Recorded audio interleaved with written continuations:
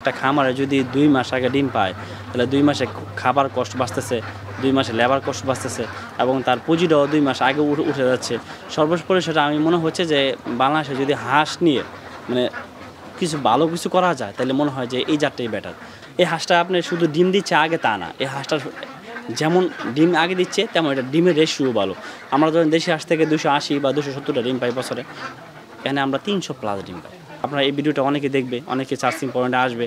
তো এই ভিডিওগুলো তো আজকে ৫ বছর ধরে আমি বলতেছি অনলাইনে যে এটা ৩.৫ মাসে ৪ মাসে ডিম ফেলে। আজ পর্যন্ত আমার সাথে কেউ চ্যালেঞ্জ করতে আসেনি, কারণ হচ্ছে যারা নিছে তারা ৮০%ই ডিম পাইছে।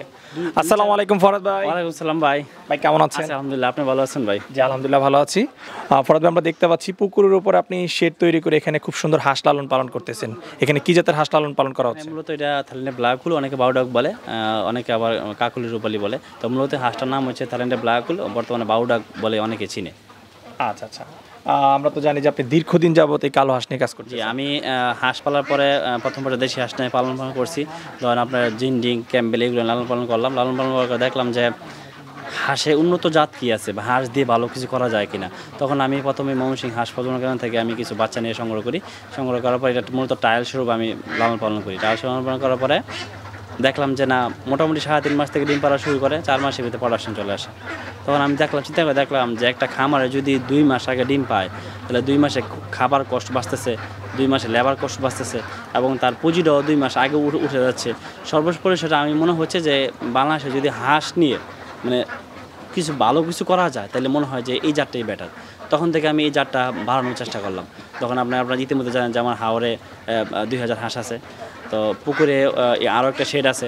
তো বর্তমানে এই শেডটা হচ্ছে ট্রায়াল স্বরূপ একটা শেড। আমার এই শেডটা করার কারণ হচ্ছে যে এই এলাকার আবহাওয়ার সাথে হাঁস পালা যায় কিনা, এই জন্য এখানে অল্প পরিসরে শুরু করছি। এখানে পুরোটাই করা হবে, এখানে পুরোটাই করা হবে ধাপে ধাপে। তো এই হাঁসটার জন্য আমি সফলতা পেলাম। সফলতা পাওয়ার পরে আমি এই হাঁস থেকে আর পিছনে ফিরে তাকাই না। এই হাঁসটা শুধু বাড়াইতে যাচ্ছি।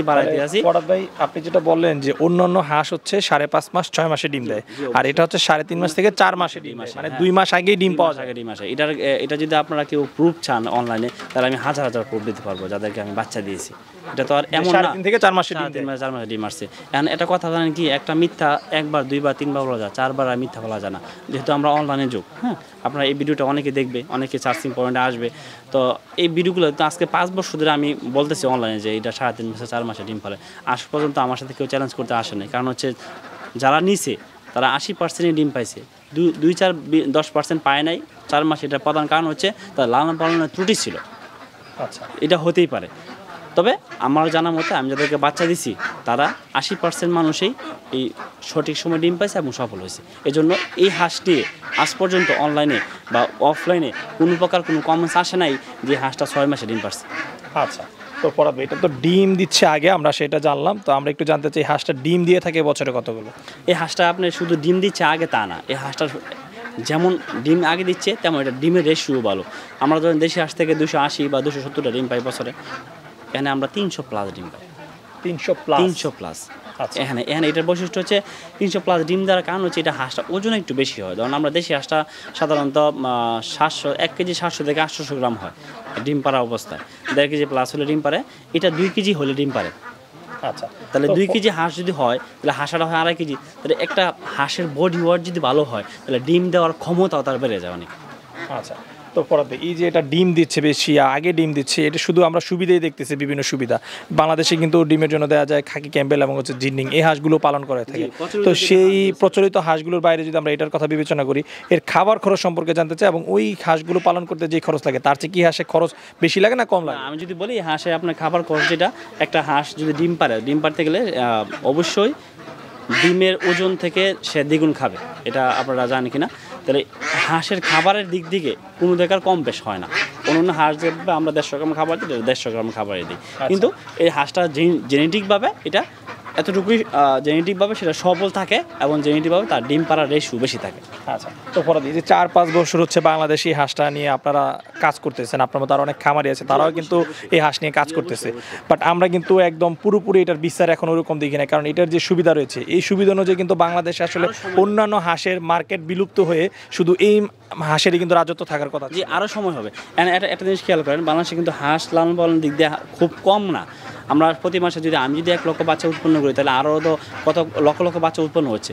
সেই জায়গা থেকে আপনার চাইলেই কিন্তু অন্য অন্য হাঁসগুলাই রিমুভ করে হাঁস ঢুকাতে পারবে না, সময় সাপেক্ষের বিষয়। হ্যাঁ, তো ধরেন আগে আমরা প্রতিটা বাচ্চা বিক্রি প্রতি মাসে বিক্রি করতাম 5 থেকে 10 হাজার প্রথম পর্যায়ে, এখন প্রতি মাসে আমরা আলহামদুলিল্লাহ 1 লাখ বাচ্চা বিক্রি করতে পারছি। তো এটা অন্য অন্য হাঁস থেকে এটা রিমুভ হয়ে এটা কনভার্ট হতে আরও 5-10 বছর সময় লেগে যাবে, মানে ফুললি হতে।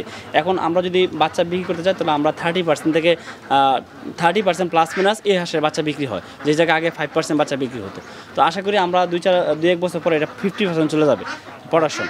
তো মানে সমস্ত বাংলাদেশ ওভারঅল তো এটা আস্তে আস্তে হয়ে যাবে, একবারে তো সম্ভব না। এটা তো নতুন জাত উৎপন্ন করতে হয়, ডিম বাচ্চা উৎপন্ন থেকে নতুন জাত উৎপন্ন করতে হয়।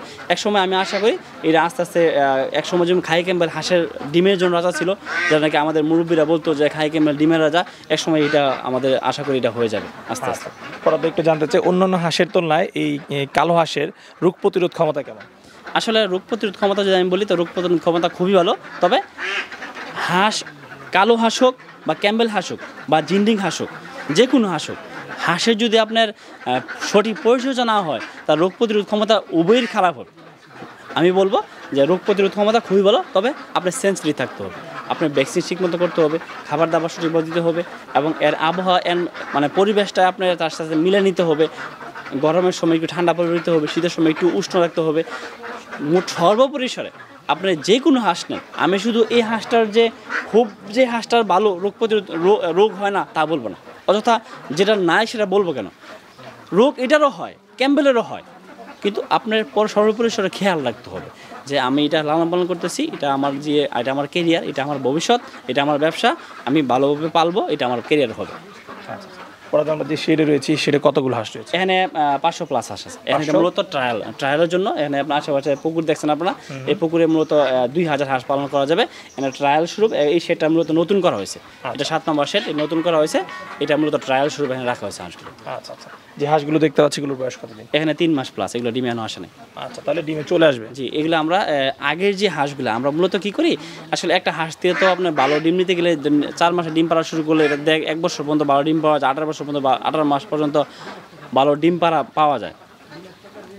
তো যদি 18 মাস পর্যন্ত ভালো ডিম পাওয়া যায় তাহলে আমরা কি করি যে পর্যায়ক্রমে নতুন হাঁস সেট করার চেষ্টা করি, কারণ আগের যে হাঁসগুলো এগুলো উইক হয়ে গেলে আমরা তো প্রোডাকশন লস হয়ে যাবে, আমাদের প্রোডাকশন কমে যাবে। আগে থেকে আমরা প্রোডাকশন খেয়াল করি যে কোনটার পরে কোনটা প্রোডাকশন করা যাবে। এই যে আপনি এখানে খুব সুন্দর একটা শেড করেছেন এবং হাঁস পালন করতেছেন 500, এই 500 হাঁসের জন্য আপনি কত স্কোয়ার ফিট ঘর নির্মাণ করেছেন? আমরা যদি আরেকটু বিস্তারিত জানতে চাই যে একটা হাঁসের জন্য কত স্কোয়ার ফিট জায়গা? আমি যদি বলি আপনার শীতের দিন, আবার একটু আলোচনা সাপেক্ষে বলি, আপনি যদি শীতের দিন হাঁস পালন করতে চান 1 স্কোয়ার ফিট একটা হাঁস রাখতে পারবেন, 1 স্কোয়ার ফিট। হ্যাঁ, আর যদি গরমের সময় রাখেন তো 1.5 স্কোয়ার ফিট লাগবে। এটা প্রধান কারণ হচ্ছে গরমের সময় হাঁস কিন্তু গরম সহ্য করতে পারে না। আপনারা জানেন যে হাঁসের কিন্তু প্রচুর গরম, এবং হাঁস 1.5 স্কোয়ার ফিট শীতের সময় একটা না রাখেন তাহলে হাঁস স্টক করবে, ডিমের প্রোডাকশন খারাপ হবে। আর শীতের সময় 1 স্কোয়ার ফিট একটা হাঁস রাখতে পারবেন। আচ্ছা, বর্তমানে হাঁসগুলোকে খাবার কি দিচ্ছেন? বর্তমানে হাঁসগুলো এখন যেহেতু ডিমের সময় হচ্ছে, এখন লেয়ার 1 ফিট দিচ্ছি আমরা আবদ্ধ অবস্থা, শুধু লেয়ার। এখানে পাশাপাশি দান দিতে পারবো যদি আমরা হাওরে পালি। যদি আমরা হাওরে হাঁস পালি তাহলে আমরা পাশাপাশি দান দিতে পারি, কারণ আবদ্ধ অবস্থা দান দিই না। এর প্রধান কারণ হচ্ছে আবদ্ধ অবস্থা তার প্রোটিন ক্যালসিয়ামগুলাই সে কোত্থেকে নেবে, সে তো বাইরে দেওয়ার সোর্স নাই। কিন্তু হাওরে তো আপনার শামুক, ঝিনুক, সেটা অনেক কিছু খাইতে পারে, এজন্য আমরা তাকে ফুললি সাপোর্ট লেয়ার 1 দিচ্ছি। আবদ্ধভাবে পালন করলে যেভাবে হাওরে পালন করা হয় বা নদীতে পালন করা হয় সেখান থেকে একটু খরচ বেশি, এখানে আবার লাভও বেশি। ধরেন লাভ বেশি হওয়ার প্রধান কারণ হচ্ছে এখানে আমরা 1000 হাঁস পালি তাহলে আমাদের 900 প্লাস ডিম আসবে, 90% প্লাস ডিম আসবে আবদ্ধ অবস্থা। এর কারণ হচ্ছে আপনি আবদ্ধ অবস্থা হাঁস পাললে প্রত্যেকটা হাঁসে 150 গ্রাম খাবার সে মাইপা দিলে সে মাইপা খাবে। কীরকমভাবে? সে সুষম বন্টন হচ্ছে খাবার। হাওয়ারে কিন্তু সেটা হচ্ছে না। হাওয়ারে দেখা যাচ্ছে কোনো দিন খাবার বেশি পাচ্ছে, কোনো সাইডে খাবার বেশি আছে, কোনো সাইডে খাবার কম আছে, এরকমভাবে সে খাবার মানে ডাউন হওয়ার কারণে হাওরে হাঁস পালে 70% মানে সর্বোচ্চ ডিম পাওয়া যায়। এখানে আবার ডিমের পার্সেন্টেজ যেমন বেশি হচ্ছে, আবার আপনার 2টা লেবার লাগতো, এখানে কিন্তু 2টা লেবার প্রয়োজন হচ্ছে না। তো সর্বপরিসরে এখানে আবদ্ধ অবস্থায় খাবার কষ্ট যেমন বেশি হচ্ছে তেমন ডিমের পার্সেন্টেজ বেশি এবং লেবার কষ্ট কম। তো আমি মনে করি আবদ্ধ অবস্থায় হাওরে হাঁস পালনের মাঝে খুব বেশি একটা পার্থক্য না। আপনার কাছ থেকে জানতে চাই, কেউ যদি ব্ল্যাক হোল হাঁস 500 হাঁস লালন পালন করে তার কীরকম পুঁজি প্রয়োজন হতে পারে এবং সেখানে সকল খরচ টরচ বাদ দিয়ে সে ডিম বিক্রি করে প্রতি মাসে কেমন টাকা সে লাভবান হতে পারে? আমি বলবো যে একটা হাঁস যদি আবদ্ধ অবস্থা পালে বর্তমান যে খাবারের ঊর্ধ্বগতি, হ্যাঁ, ডিমের দাম তো মোটামুটি ভালো, 17 টাকা 18 টাকা পাইকারি বিক্রি হয়। তো বর্তমানে 500 টাকার নিচে একটা হাঁস লালন পালন করা যায় না। আচ্ছা তো 500 টাকা প্লাস মাইনাস আপনার ধরে নিতে হবে পার হাঁস। আচ্ছা, তাহলে এখানে তার প্রায় 2.5 লক্ষ টাকার মতো পুঁজি লাগে। 2 লক্ষ টাকার মতো পুঁজি লাগবে। গড় মিলে প্রায় তাহলে 3-4 লাখ টাকা তার এখানে গড় তো আপনার 500 হাঁসের জন্য এত টাকা গড় লাগবে না, 1 লাখ টাকা গড় হলে যথেষ্ট। যদি আপনি হাঁসের গড় তো আর আপনি খুব ভালো পোক্তভাবে ওরকম করতে হয় না। আপনি দেখতেছেন যে হাঁসের সেটা মানে খুব যে জাঁকজমকভাবে করা তা না। আচ্ছা আচ্ছা, তাহলে 2.5 লাখ টাকা আর হচ্ছে 1 লাখ টাকা, 3.5 লাখ টাকা। 3.5 লাখ টাকা হলে আপনি 500 হাঁস পালতে হবে। 500 হাঁস দিয়ে আপনার মোটামুটি একটা ফ্যামিলি চলে। আচ্ছা, একটু কিরকম ইনকামের ধারণা দেন? আসলে আমি অনলাইনে মানে বেশি টাকা ইনকাম হবে এমন কিছু বলবো না, তবে একটা হাঁস দিয়ে মাসে 30,000 টাকা ইনকাম, 500 হাঁস দিয়ে মাসে 30,000 টাকা, 30,000 টাকা যে কোনোভাবেই সে একটা ফ্যামিলি আসলে ইজিলি চলতে পারবে। আচ্ছা আচ্ছা, এখানে বেশি হতে পারে, আমি বলবো যে 500 হাঁস দিয়ে মাসে 50,000 টাকা ইনকাম করা সম্ভব, সেটা আপনার এক্সট্রা, সেটা আমি বলবো না। তবে আপনি গড়ে বছর শেষে আপনি যদি গড় হিসাব করেন তো একটা ফ্যামিলি চলতে গেলে 30-35,000 টাকা দরকার, সেই টাকাটা আপনি এখান থেকে আর্ন করতে পারবেন। আচ্ছা আচ্ছা, তখন আমরা তো জানি যে আপনার হ্যাচারি রয়েছে, আপনি হাঁসের বাচ্চা উৎপাদন করতেছেন, বিভিন্ন হাঁসের বাচ্চা উৎপন্ন করি। আমি মূলত হাঁসের বাচ্চা উৎপন্ন করি, আমি ডিম বিক্রি করার সময় পাই না। এই কারণ হচ্ছে আমার যা বাচ্চা ডিম উৎপন্ন হয় তার চেয়ে বেশি বাচ্চা ওঠা থাকে, সেই জন্য আমি আর বাচ্চা উৎপন্ন করতে পারি, ডিম বিক্রি করতে পারি না। আচ্ছা, এই ব্ল্যাক হোলের হাঁসের বাচ্চাগুলো বর্তমানে বাজার দর কেমন রয়েছে? ব্ল্যাক হোলের বাচ্চাগুলো বর্তমানে 55 থেকে 60 টাকার ভিতরে আছে। বর্তমানে 55 থেকে 60 টাকা। 60 টাকা। আচ্ছা, এটা সর্বনিম্ন উঠানামা কত থেকে কতর মধ্যে করে থাকে? ধরুন আপনার 50 থেকে 60 এর ভিতর থাকে, 50-এর নিচে নামে। 50 থেকে 60 এর মধ্যে এখন চলে আসছে। জি জি, আগে তো বেশি ছিল, আগে 80 টাকা 60 বিক্রি করতাম, 60 টাকা। তাহলে তুলনামূলক এখন যত দিন যাচ্ছে দামটা কমে, প্রোডাকশন যত বেশি হচ্ছে সেটা আপনি আস্তে আস্তে দেশির মতো অ্যাভেলেবল হলে দাম কমবে, স্বাভাবিক। হাঁসের বাচ্চা ক্রয় করতে কিন্তু অনেকেই বিভিন্নভাবে প্রতারিত হয়ে থাকে, প্রতারিত যেন না হয়ে থাকে দর্শকরা, হ্যাঁ, নতুন খামারি যারা রয়েছে, কিভাবে সঠিক বাচ্চাটা এবং চিনে ক্রয় করতে পারবে? আসলে আমি বলবো কি যে যদি আপনি পারেন তো নিজে দেখে এসে নিয়ে যান, আর যদি না পারেন তাহলে অবশ্যই আপনি ভালো উৎস থেকে বাচ্চা সংগ্রহ করেন, আপনি তার প্রোফাইল কাটেন। আমি যে ভালো তা না, আপনি তার প্রোফাইল গাইডে দেখেন যে সে কত বছর ধরে এই কালো হাঁসের জগতে আছে, এবং তার কি জেনুইন হাঁসের খামার আছে কিনা, এবং তার আসলে কি হাঁসের শেড আসে কিনা, একটু যাচাই বাছাই করে নেবেন। ধরেন আপনি এমন কার কাছ থেকে হাঁসের বাচ্চা নিলেন, তার কোনো হাঁসের প্রোফাইলে এই কালো হাঁস নাই, সে কোত্থেকে দিবে? সে অবশ্যই কিনে দিবে। আপনি যদি হাঁসের প্রোফাইলে দেখেন যে না, হাঁসের জগতে তার অনেক হাঁস আছে বা কালো হাঁস নিয়ে সে কাজ করে, আপনি মনে করবেন যে যদি ঠগেও থাকেন সেটা ভুলবশত, কারণ তারা তো ব্যবসায়ী কালো হাঁসের বাচ্চা। আপনি যার কাছ থেকে, একটা মানুষের কাছ থেকে যদি আপনি লেয়ারের খামারতে যদি ডিম নেন, আপনার মিস্টেক হলে আঁশের ডিম যাবে না, লেয়ারের ডিমে যাবে।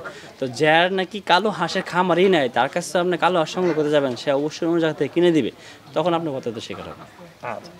তো পরত ভাই, খামারে আপনার ভবিষ্যৎ কি পরিকল্পনা? আমার ভবিষ্যৎ পরিকল্পনা হচ্ছে, আমি যখন নাকি কালো হাঁস বাংলাদেশে আসলো, তখন আমি দেশি হাঁসটা আস্তে আস্তে রিমুভ করে কালো হাঁসে চলে আসছি। তবে আমার এই অল ওভার হাঁসের জগতে আমি বলবো যে হাঁসের জগতে অলরাউন্ডার হচ্ছে কালো হাঁস, এবং এটা নিয়ে যতদিন বাংলাদেশে এই কালো হাঁস থাকবে এতদিন বিস্তার করব। এরপর যদি আবার নতুন কিছু আসে, এটা নিয়ে আমি কাজ করব। ঠিক আছে। আচ্ছা ফরহাদ ভাই, আপনার সাথে কথা বলে খুবই ভালো লাগলো। আপনার ভবিষ্যৎ সফলতা কামনা করে বিদায় নিচ্ছি, ভালো থাকবেন। অবশ্যই আমার জন্য দোয়া করবেন, আমি যেন সৎভাবে মানুষকে ভালো দিতে পারি, এবং আমি যেন আমার জানা মতো আমার দ্বারা যেন কেউ ক্ষতিগ্রস্ত না হয়।